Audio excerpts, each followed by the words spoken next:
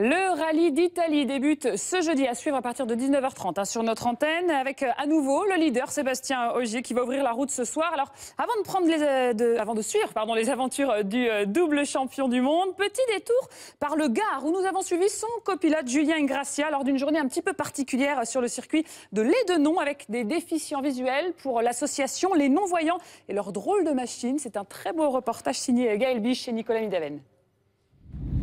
Gauche 10, pardon, axe, tu vois, je me suis trompé. Il donne des ordres depuis plus de 10 ans, souvent à des vitesses folles.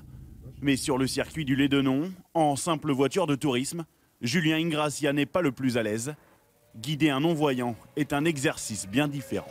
C'est vraiment quelque chose de perturbant parce que on est réellement les yeux de cette personne-là et il faut être très précis, très calme, il faut avoir beaucoup de recul sur la situation. Et ne pas oublier que c'est nous-mêmes qui dirigeons l'auto finalement et donc en cas d'urgence ou de petit incident, d'erreur de trajectoire, il ne faut pas s'attendre à ce que ce soit l'autre qui corrige. En effet, là il ne s'agit plus d'un sport ou d'un jeu mais d'une véritable expérience de vie. Aujourd'hui, la plupart des aveugles et déficients visuels restent reclus chez eux par peur d'un environnement hostile. Cette journée doit les aider à franchir un cap. Venir aujourd'hui rouler avec des voitures auto-école, il y a des voitures, il y a du bruit, il y a des motos, quoi que ce soit. C'est, je vais dire, s'aguerrir à ces bruits et c'est les apprivoiser.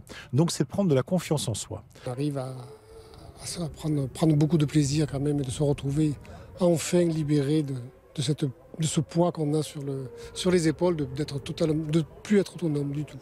Et pour vraiment réaliser la difficulté que rencontrent les déficients visuels, Julien Ingrassia s'est pris au jeu. Là encore, le copilote, double champion du monde des rallyes, n'emmène pas large.